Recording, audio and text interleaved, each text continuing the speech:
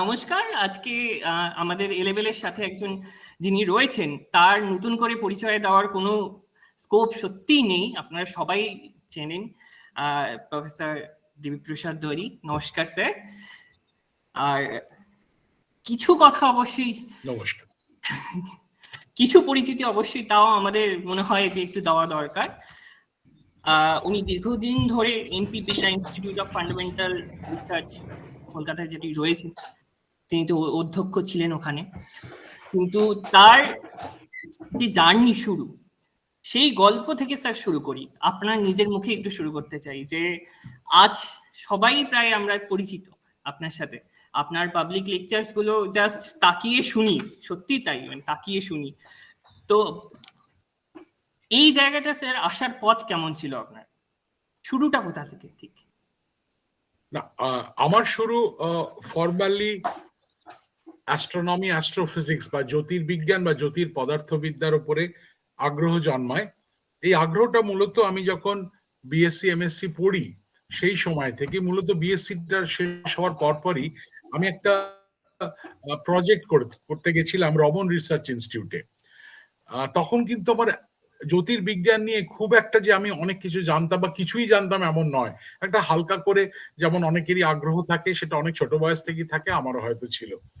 কিন্তু রমন রিসার্চ ইনস্টিটিউটে যে প্রজেক্টটা করেছিলাম সেটা ভারতের নিরিখে সেই মুহূর্তে সেরকম ভাবে কেউ করেনি। সেটাকে আমি যদি ইংরেজিতে বলি, neutral hydrogen density of Milky Way galaxy. আমাদের যে আকাশগঙ্গা যে গ্যালাক্সিটা আছে, বা যে কোনো গ্যালাক্সি, সেটা যদি সর্পিল হয়, স্পাইরাল হয়, তাহলে তার আকার আকৃতি বোঝার জন্য সব থেকে ভালো উপায় হচ্ছে তাতে যে হাইড্রোজেন যে সমস্ত অণু আছে, সেই বা পরমাণু আছে, সেই পরমাণুগুলোকে দেখার চেষ্টা করা। কেন আমরা জানি যে একটা গ্যালাক্সির অনেকটাই হাইড্রোজেন দিয়ে সেটা ভর্তি থাকে।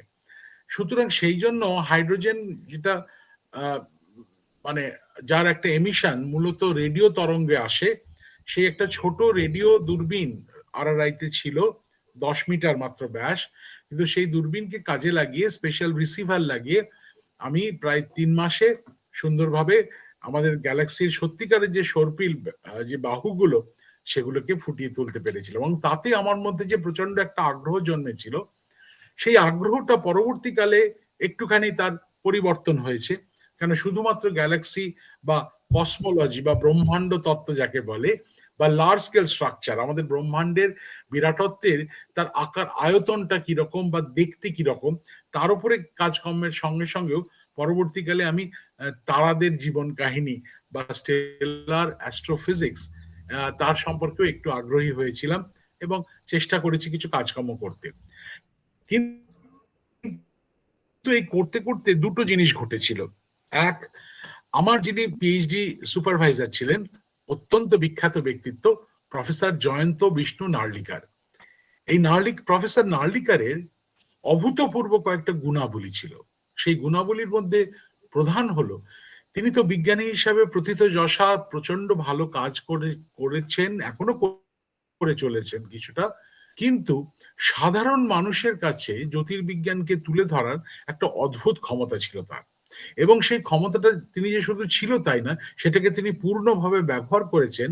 অন্তত ভারতবর্ষে, মহারাষ্ট্রে প্রথমে, তারপর ভারতবর্ষে এবং বিদেশেও বিভিন্ন জায়গায় সেই জ্যোতির্বিজ্ঞানের গল্প বলুন বা কথা বলুন, বিষয়টিকে বলুন, সেগুলিকে ছড়িয়ে দেওয়ার। আমি তখন অত তো বুঝতাম না, ওনার ছাত্র ছিলাম, দু একবার ওনার সাথে গেছিও বিভিন্ন জায়গায়, যেখানে উনি মানে ইংরেজিতে যাকে বলে পাবলিক আউটরিচ বক্তৃতা দিয়েছিলেন। তার থেকে আমার কিন্তু আগ্রহটা বাড়ে।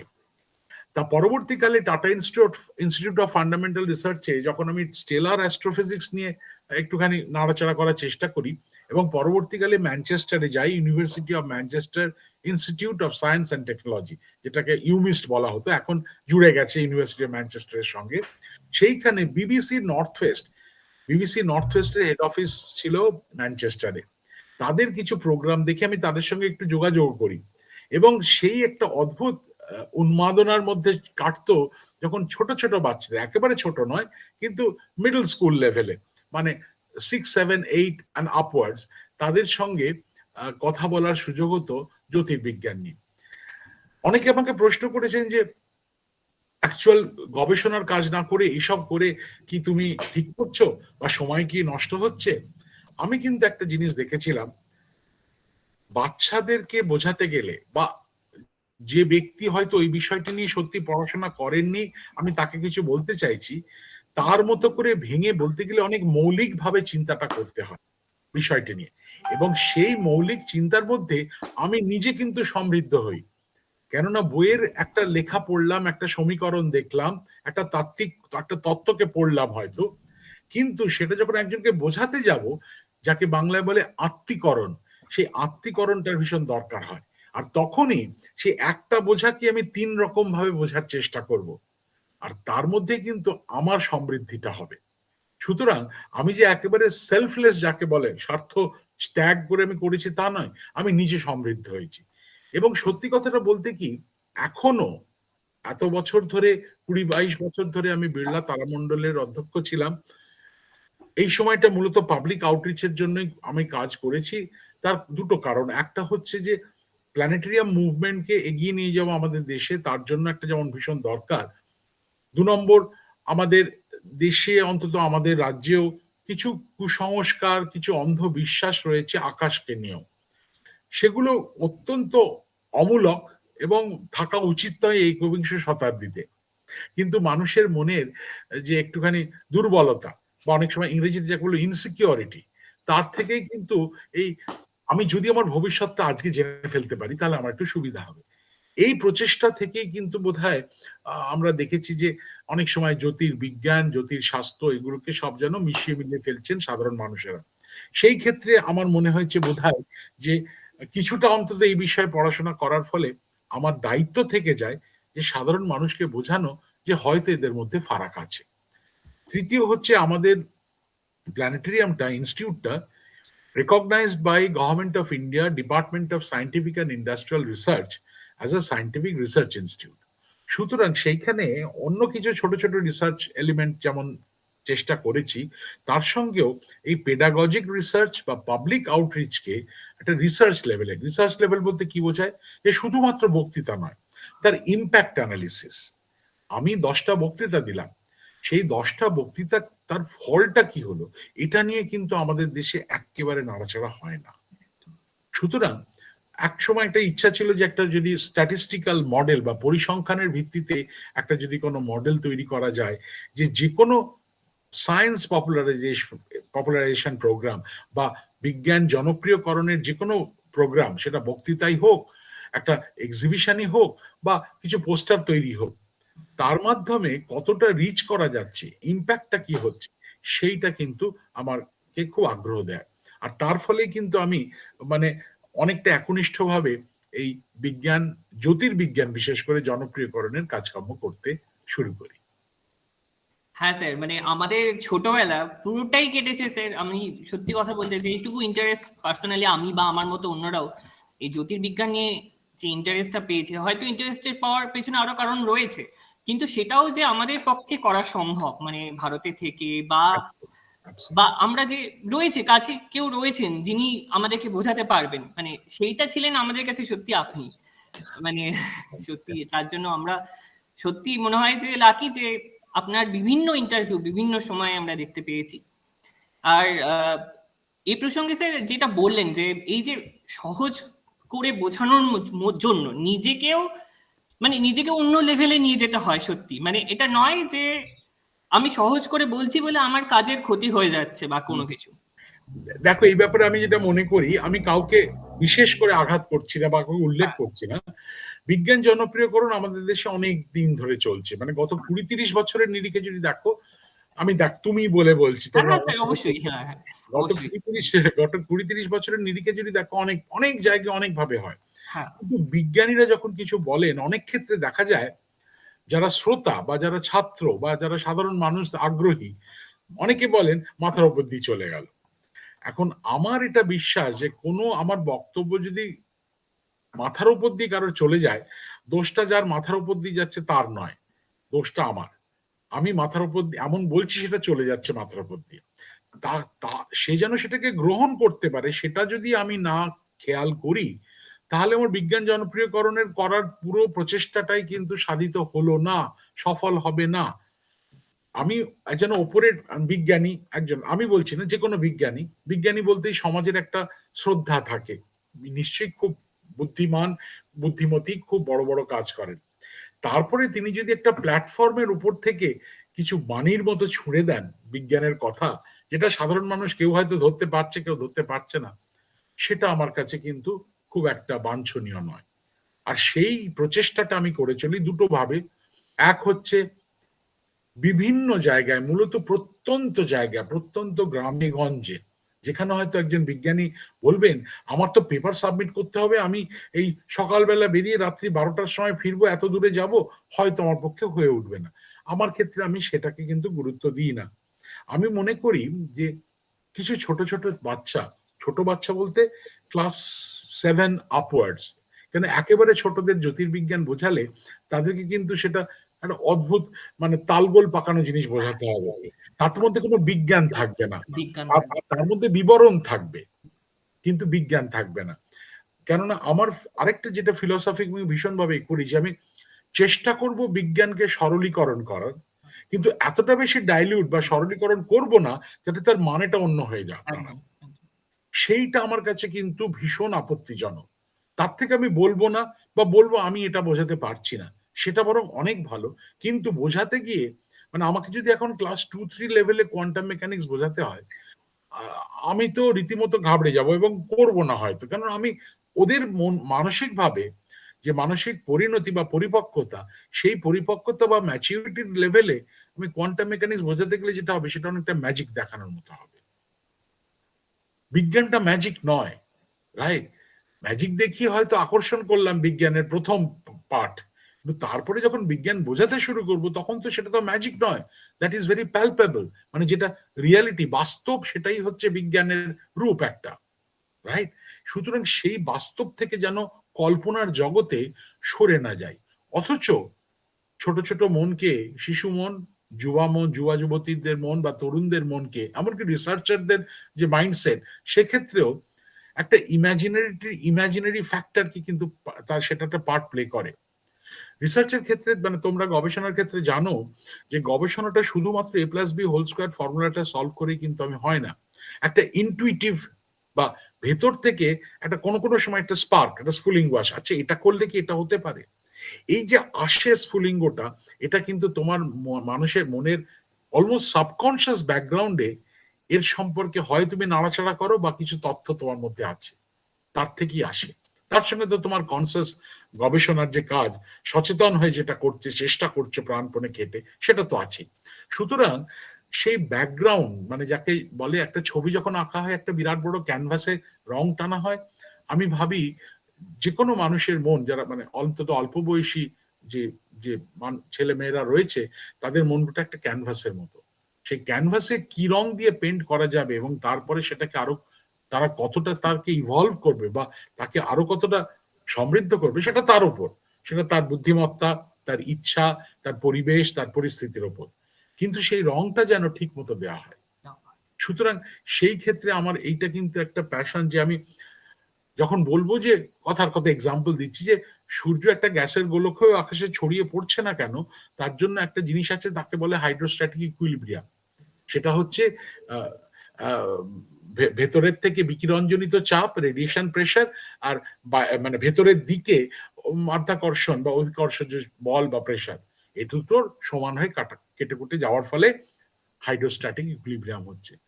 এখন অনেকে বলবো বাবা হাইড্রোস্ট্যাটিক ইকুইলিব্রিয়াম বললে বাচ্চারা কি বুঝবে? আমিও জানি বুঝবে না, কিন্তু এই যে কথাটাকে যদি আমি অন্যভাবে বলতে চেষ্টা করি, তাহলে কিন্তু অতি সরলীকরণ হয়ে যায়। সেটাও আবার কিন্তু উচিত নয়। তাতে তারা না বুঝুক, তাদের যদি আগ্রহ থাকে, আরো 2, 4, 5 বছর পরে তারা হঠাৎ করে বা এখনই গুগল দেখে, উইকিপিডিয়া দেখে হাইড্রোস্ট্যাটিক ইকুইলিব্রিয়াম মানেটা কি জানুক। সেটাই সেই মানে স্পুন ফিডিং কোনো ক্ষেত্রেই ভালো না, রিয়েল লাইফেও ভালো না, একাডেমিক্সেও ভালো না, রিসার্চেও ভালো না। তাদেরকে তুমি এগিয়ে দাও, মোটিভেট করো, and let them according to their own potential, তারা সেটাকে নিয়ে যা করবে সেটাই তাদের নিজস্বতা। সুতরাং সেই ফিলসফিটা, দর্শনটা আমি কিন্তু ভীষণ বিশ্বাস করি এক্ষেত্রে। একেবারেই। স্যার এবার অন্য অন্য ধরনের একটু প্রশ্নে আসছি, মানে আমি নিজেও ছোটবেলায় এই প্রবলেমটা ফেস করেছি এবং অনেকেই করে, যারা জানতে শুরু করে ক্লাস 7-8 থেকে মূলত জ্যোতির্বিজ্ঞান নিয়ে, তাদের মনে এই প্রশ্নটা অনেক সময় আসে, অ্যাস্ট্রোফিজিক্স, অ্যাস্ট্রোনমি, কসমোলজি, এই যে তিনটে শব্দ অনেকের ক্ষেত্রেই কিন্তু গুলিয়ে যায়, মানে কোনটা ঠিক অ্যাস্ট্রোফিজিক্স, অ্যাস্ট্রোনমি অথবা কসমোলজি। এই মানে আমাদের যারা শ্রোতা রয়েছে বা দর্শক রয়েছে, অনেকেই রয়েছে ছোট, তো তাদের জন্য যদি একটু গুছিয়ে বলেন ব্যাপারটা, যে এই তিনটে শব্দের মধ্যে অ্যাকচুয়ালি ডিফারেন্সটা। অ্যাস্ট্রোনমি, অ্যাস্ট্রোফিজিক্স, কসমোলজি, জ্যোতির্বিজ্ঞান, জ্যোতির পদার্থবিদ্যা, আর কসমোলজিটার বাংলা আমি অন্তত করেছি ব্রহ্মাণ্ড তত্ত্ব।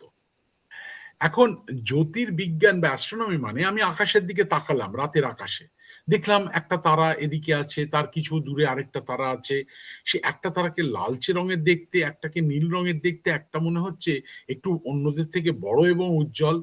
এই যে আমি আমার অবজারভেশন বা অবলোকন গুলো হলো, কোন তারাটা কোথায়, বা আজকে আমি তারাটাকে এখানে দেখলে 6 মাস পরে তারাটাকে আমি কোথায় কখন দেখতে পাবো, এর যে হিসাব নিকাশ, এর যে চিন্তা ভাবনা, সেটাকে আমি বলবো অ্যাস্ট্রোনমি বা জ্যোতির্বিজ্ঞান। কিন্তু যে মুহূর্তে আমি জিজ্ঞেস করলাম নিজেকে, একটা তারা লাল কেন আর একটা তারা নীল কেন, কেন লালের কারণটাই বা কি, নীলের কারণটাই কি, তখন আমাকে যেতে হবে তারা ব্যাপারটা কি, তারার যে রাসায়নিক গঠন বা তার যে শক্তি উৎপাদন করার ক্ষমতা সেটা কি করে হয়, তখন হয়ে যাচ্ছে জ্যোতির পদার্থবিদ্যা, কেন সেখানে পদার্থবিদ্যার প্রবেশ হচ্ছে।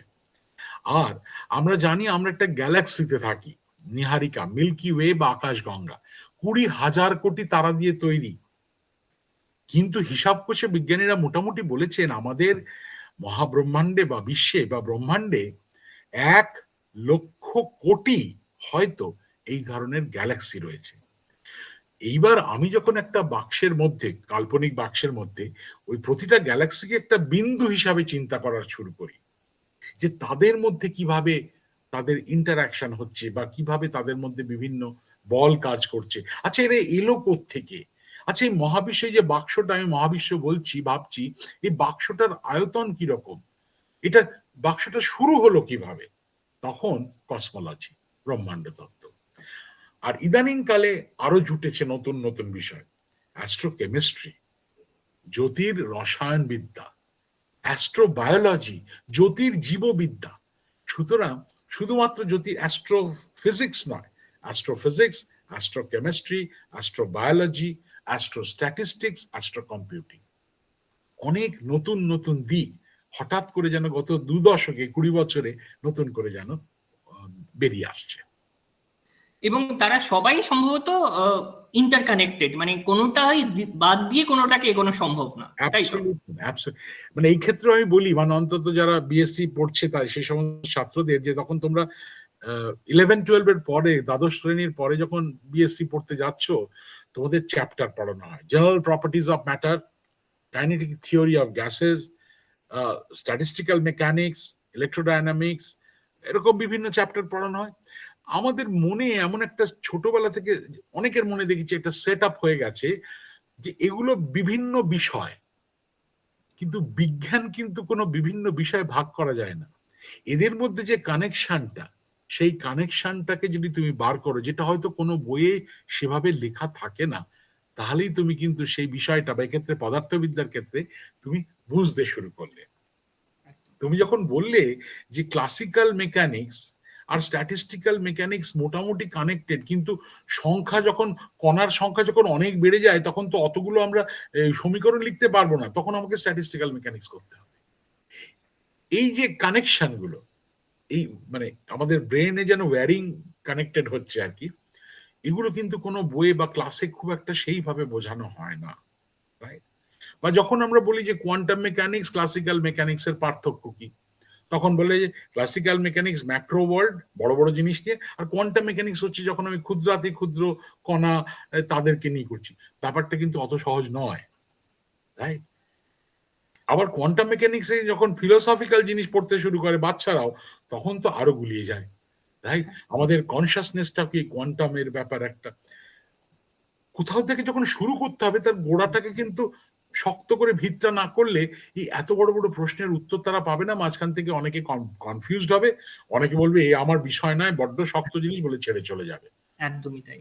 কিন্তু যখন আমি তাকে বোঝাবো যে এই তারাদের রং লাল নীল কেন জানো তো, মূলত দুটো জিনিসের ওপর, এদের উত্তাপ এবং এদের রাসায়নিক গঠনের ওপর।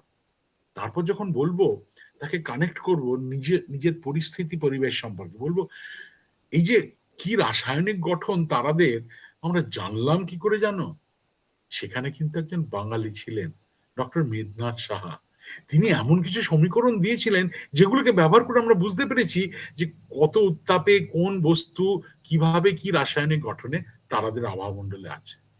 ব্যাস, সে তো সঙ্গে সঙ্গে হুকড আপ হয়ে যাবে। একদম রাইট। তাকে এই পুরো ছবিটা তো সহজ সরল হইতে না দিলে, পিস ওয়াইজ যদি দিই, তার কাছে কিছু ইনফরমেশন এখান দিয়ে ঢুকবে, ওখান দিয়ে বেরিয়ে যাবে। এখন ইন্টারনেটের যুগ, ইনফরমেশন এক্সপ্লোশন হচ্ছে আমাদের মনে প্রতি মুহূর্তে, ফেসবুকে, টুইটারে, হোয়াট নট। তা সেখানে তার মনে একটুখানি দাগ রেখে গেল যাতে সে তার পরের দিনও সেটা নিয়ে ভাবতে পারে। তার জন্য তাকে তো সেই মানসিক খোরাকটা দিতে হবে, বা তার রসদটা দিতে হবে। সেইটা আমার কাছে one of the my main motto. আরেকটা লাস্টে হচ্ছে টু বি আপডেটেড। মানে কালকে কি ঘটেছে, আমার কাছে নাসা টেলিগ্রাম আসে ওই যে গত 24 ঘন্টায় কি কি নতুন ঘটেছে।